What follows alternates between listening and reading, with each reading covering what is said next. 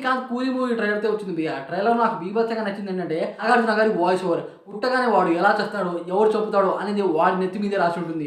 అసలు ఇప్పుడు దాకా ఏ మూవీలో నాగార్జున గారు వాయిస్ ఓవర్ అయితే ఇవ్వలేదు, కానీ ఈ ట్రైలర్కి అయితే ఇచ్చాడు. ఈ మూవీలో నాగార్జున గారు నెగిటివ్ రోల్ అయితే చేస్తున్నారు అనేది క్లియర్గా అయితే చూపించారు. గోవింద్ సాహిబ్ కి అలాగే నాగార్జున గారికి ఒక రకమైన కనెక్షన్ అయితే ఉంటుంది.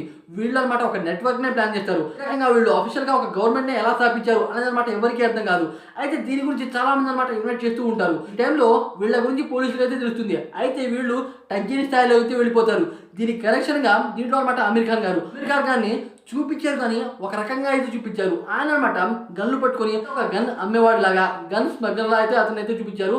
అతని లుక్ కూడా బాగానే ఉందని క్లియర్ చెప్పొచ్చు. స్టోరీ అనేది ఈ ట్రైలర్ అయితే రివీల్ చేయలేదు, చూపించినట్టు అలాగే మెయింటైన్ చేస్తూ వచ్చారు. అయితే దీంట్లో ఉపేంద్ర గారు కూడా ఉన్నారు. గారి క్యారెక్టర్ ఈ మూవీలో ఎలా ఉంటుందో అనేది కూడా రివీల్ చేయలేదు, ఆ రకంగా అతను అయితే చూపించారు. కాకుండా దీంట్లో సత్యరాజ్ గారిని ఒక సైంటిస్ట్ లా అయితే చూపించారు. సత్యరాజ్ గారికి అలాగే రజనీకాంత్ గారికి ఒక లింక్ అయితే ఉంటుంది. ఇతిహాసం ఫాదర్ కి రజనీకాంత్ కి ఒక రకమైన సంబంధం అయితే ఉంటుంది. ఉలి మూవీ ట్రైలర్ రాకముందు ఒక సాంగ్ అయితే వచ్చింది. ఆ సాంగ్ లో రజనీకాంత్ గారి మెడలో డాగ్ ట్యాగ్ అయితే ఉంది. ఆ డాగ్ ట్యాగ్ అనమాట ఆర్మీ సోల్జర్స్ కి అయితే ఉంటుంది. ఆ రకంగా ఇతిహాసం ఫాదర్ ఏమో ఆర్మీ సోల్జర్ అయి ఉంటారు. అతను అనమాట ఏదో రకంగా నాగార్జున వాళ్ళే చంపుకుంటారు. దాని కారణంగా ఆయన డాగ్ ట్యాగ్ ని ఈయనైతే తగిలించుకొని 30 సంవత్సరాలు ఆఫ్లైన్ లో అయితే జీవిస్తాడు, ఎవరికి కనిపించకుండా. శృతి హాసన్ గారికి వాళ్ళ నాన్న ఎలా చనిపోయారో తెలియదు, కానీ రజనీకాంత్ అయితే వాళ్ళ నాన్న గురించి పూర్తిగా తెలుసుకొని వాళ్ళ నాన్న ఎలా చనిపోయారో అనేది అనమాట శృతి హాసన్ గారికి చెప్తారు.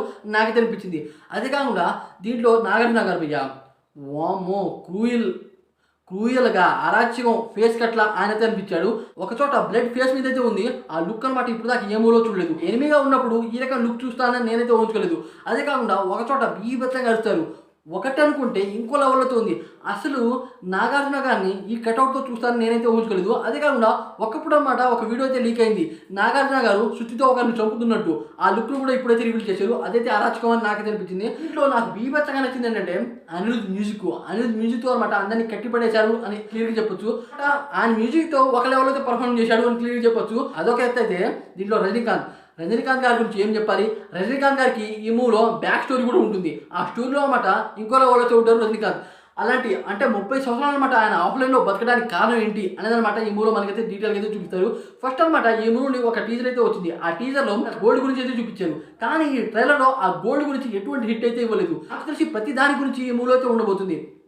గన్స్ గురించి, డ్రగ్స్ గురించి, అదే కాకుండా మైనింగ్ గురించి, ఇలా ప్రతిదీ మనకైతే చూపిపోతున్నారు లోకేష్ కనగరాజ్ అని నాకు అనిపించింది. అయితే బీభత్సంగా హైప్ అయితే పెరిగింది.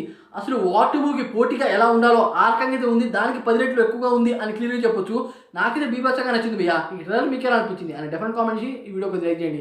ఫస్ట్ అనమాట నేను ఇంకో వీడియో అయితే చేశాను, కాకపోతే అది తమిళలో అయితే ఉంది, అది అంత అర్థం కాలేదు. తర్వాత ఈ వీడియో అయితే వచ్చింది, దానికన్నా పూర్తిగా అర్థం చేసుకొని ఈ వీడియో అయితే చేశాను. మీకు నచ్చినట్లయితే కొద్దిగా లైక్ చేసి మన ఛానల్ సపోర్ట్ చేయండి ఫ్రెండ్స్.